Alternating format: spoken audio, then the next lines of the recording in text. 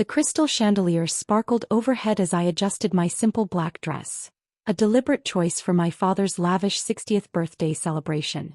Around me, the elite of the business world mingled in designer suits and couture gowns. All gathered in my parents' mansion to celebrate the great Michael Anderson, CEO of Henderson Industries. "Emily, darling," my mother's voice carried across the room. "Come meet the Hendersons. They're dying to hear about you. What do you call it? Your small business." I suppressed a smile, thinking of the stack of contracts waiting to be executed on Monday. My small business, Swan Enterprises, had spent the past 5 years quietly acquiring controlling interests in key supply chain companies that Henderson Industries and their partners depended on, though they didn't know it yet. "Just a modest consulting firm," I replied, shaking hands with the Hendersons. "Nothing like your shipping empire," Robert Henderson smiled condescendingly. "Consulting? How quaint. Though I suppose someone has to handle the small accounts." He had no idea that his company's recent mysterious loss of major contracts was my doing. By Monday, Henderson Shipping would be begging for the small accounts they dismissed. "Emily's always been independent," my mother explained apologetically, though we hoped she'd join Henderson Industries after her MBA. I remembered that conversation from 5 years ago. Dad had offered me an executive position expecting gratitude. Instead, I declined, choosing to start my own company. "You'll never succeed alone," he declared. "Business is about connections, about legacy." He was right about connections, just not the ones he meant. I was still running that little office downtown. My brother James appeared, champagne in hand. As Dad's heir apparent, he never missed a chance to remind me of my place in the family hierarchy. "The same one," I confirmed, thinking of my real headquarters, 40 stories of prime real estate in the business district, operating under a different name. The party continued with a parade of subtle jabs and patronizing comments about my cute little business venture. I played my part, smiling modestly and letting them believe what they wanted, until my phone buzzed. "Miss Blake," my assistant's message read. "All acquisitions are complete. Should we proceed with Monday's announcements?" I looked around the room at the gathered business elite, my father's peers, each of whom dismissed me as nothing more than a small-time consultant. Little did they know that their companies now essentially worked for me. "Come here, princess," Dad called out. "Tell everyone about your consulting work." I walked over, laptop in hand, thinking how different Monday's headlines would be. Swan Enterprises reveals industry-wide acquisition strategy. But for now, I would play along with their assumptions. After all, the best revenge is served at exactly the right moment. "You know, Emily," my father's voice boomed across the crowd, champagne glass raised, "I always tell people my daughter chose that simpler path." Laughter rippled through the group of executives. "But we support her little dreams, don't we?" I opened my laptop discreetly and typed a quick message to my team. "Initiate Protocol Omega. Release the press statements at exactly 9 p.m. It was 8:57. The party had reached that point where alcohol loosened tongues and inhibitions. Around me, titans of industry bragged about their latest acquisitions and mergers, each story more grandiose than the last. "Just closed a deal with Asian markets," Robert Henderson announced proudly. "Expanding our shipping routes through Singapore." I smiled, knowing those routes now secretly belonged to Swan Enterprises. They just didn't know it yet. "What about you, Emily?" James smirked, swirling his bourbon. "Any exciting consultations lately? Help any small businesses with their tax returns." Before I could answer, Thomas Chin, CEO of Global Tech Solutions, joined our circle. "Anderson, your daughter's firm actually did some work for one of our subsidiaries last year," he said patronizingly. "Very thorough. We always try to support up-and-coming businesses." What Chin didn't know was that his subsidiary had been my entry point into his company. Through a complex web of shell corporations and silent acquisitions, Swan now controlled 51% of the global tech supply chain. "Actually," I said, checking my watch, 8:59 p.m., "I've been working on something rather interesting." My father raised an eyebrow. "Do tell us about your latest small business success." The room's attention turned to me, their expressions a mixture of condescension and polite interest. My phone buzzed silently. Everything was in place. "Well," I began, opening my laptop, "it's quite a comprehensive project. Would you mind if I showed you all a brief presentation at my birthday party?" I asked. Dad laughed. Really, Princess? This isn't a business meeting. Trust me, I said with a smile, connecting my laptop to the room's massive display screen. You'll want to see this. 9 p.m. The screen came to life, displaying the Black Swan Enterprises logo. A simple, elegant black swan against a white background. Simultaneously, every phone in the room began buzzing with notifications. Breaking news. Black Swan Enterprises reveals major industry shakeup. Mystery Corporation controls majority stakes in top supply chains. Wall Street stunned by massive strategic acquisition revelation. The room fell silent as the executives scrambled to check their phones. My father's glass slipped from his hand, shattering on the marble floor. As of 5 minutes ago, I announced to the stunned crowd, Black Swan Enterprises has revealed its controlling interests in 17 major supply chain companies, 32 logistics operations, and 46 key distribution networks. I clicked to the next slide showing a complex web of interconnected companies on which most of them depended. This is impossible, Henderson stammered, his face pale. Black Swan? We've never even heard of them. Have you? I smiled. We've been handling your small accounts for years. Through various subsidiaries, different names, different faces, everything leads back to one source. I gestured to myself. My little consulting firm was just the tip of the iceberg. James pushed forward, his face red with anger and alcohol. You're bluffing. There's no way you could have built an empire right under our noses. I clicked through slides showing acquisition details, corporate structures and financial statements. While everyone was laughing at my small business, I had been quietly buying controlling interests in the companies they couldn't function without. My father sank into a chair, his face ashen. The Singapore routes, he muttered. They're mine. Confirmed, I replied, along with the European distribution networks, the Asian manufacturing hubs and the American logistics chains. Everything you all dismissed as small accounts or minor subsidiaries, I bought them all. But the money, Chin interjected, the resources needed for acquisitions of this scale come from 5 years of strategic planning, careful investments, and yes, all those cute consulting jobs you threw my way. Every contract you thought was beneath you became my stepping stone. The room erupted into chaos as executives rushed to make calls, check contracts and verify my claims. My phone buzzed continuously as news outlets picked up the story.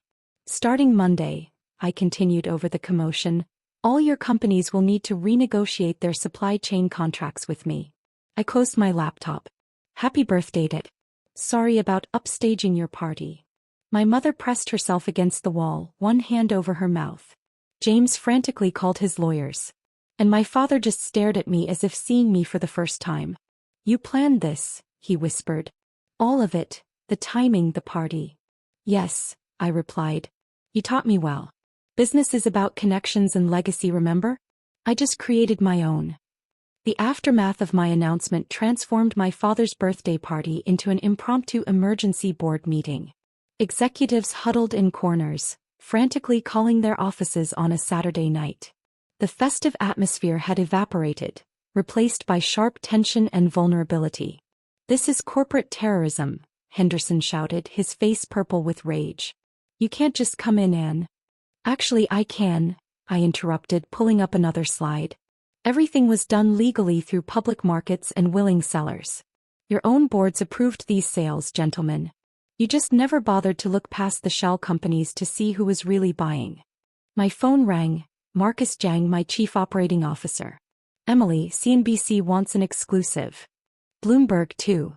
The Wall Street Journal is running a front-page story for Monday's edition with the headline, The Black Swan Event That Transformed Global Industry. I instructed, hold all interviews until Monday. For now, just release the prepared statements.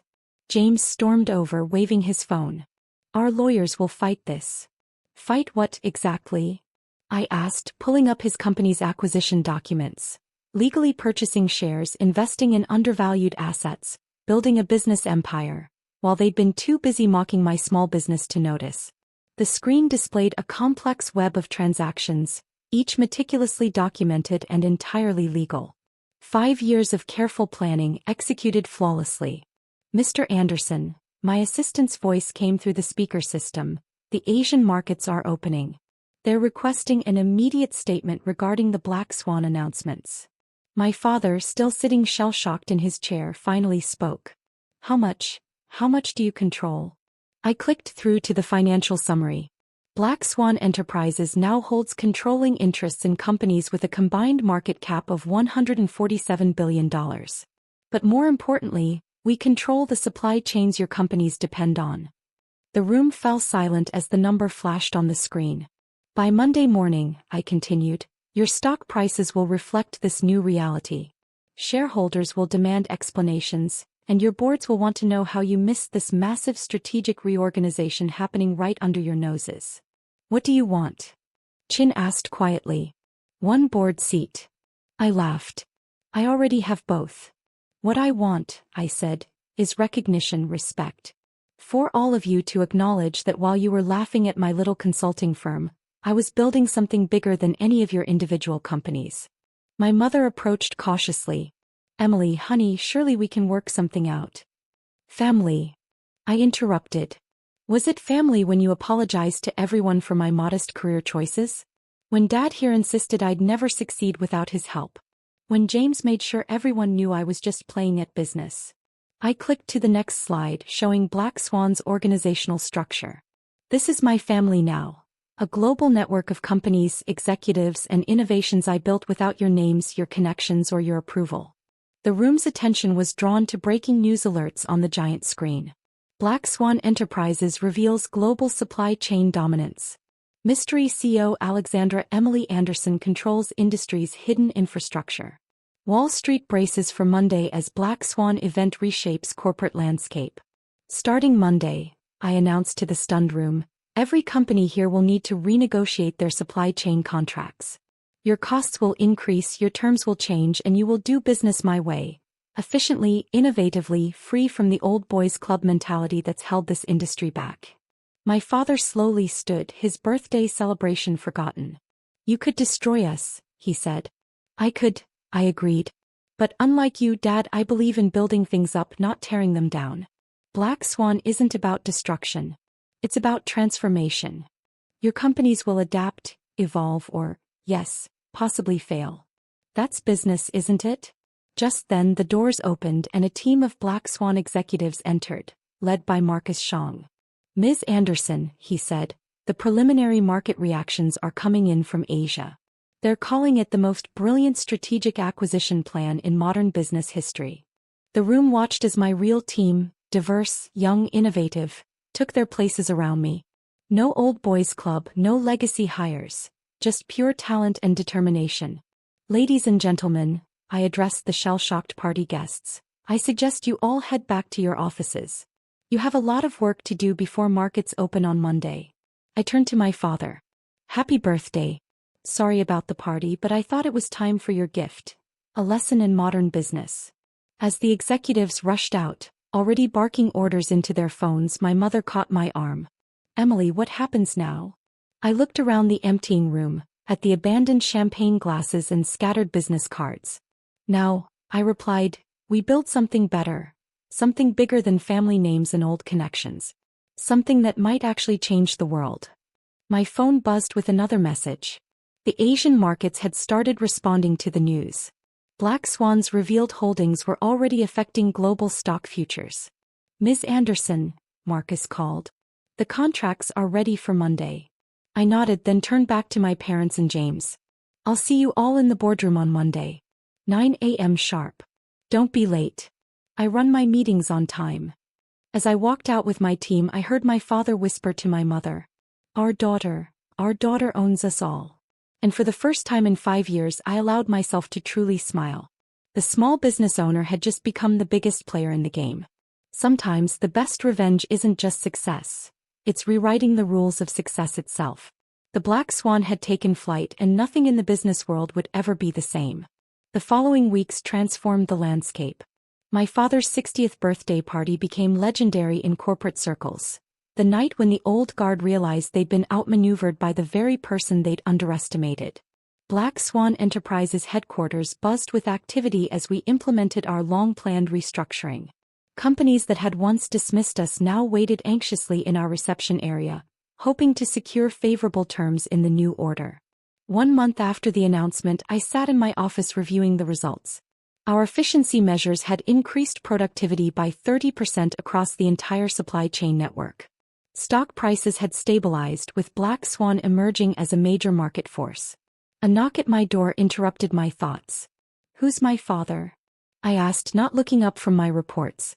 "The board meetings aren't until tomorrow," I added. "I'm not here for the meeting," he replied, looking older than his 60 years. "I'm here to say something I should have said long ago." I finally met his gaze. "You proved me wrong," he continued. "Not just about business but about everything." He gestured to the empire around us. "The way you built this, it's revolutionary, and I'm proud of you." "Proud enough to learn from me?" I asked, sliding a document across my desk.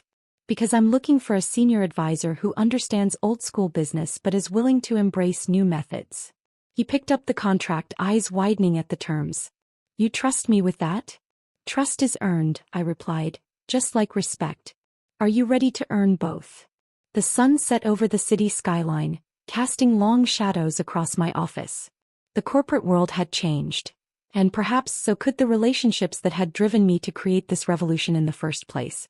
After all, even black swans can teach old birds new ways to fly.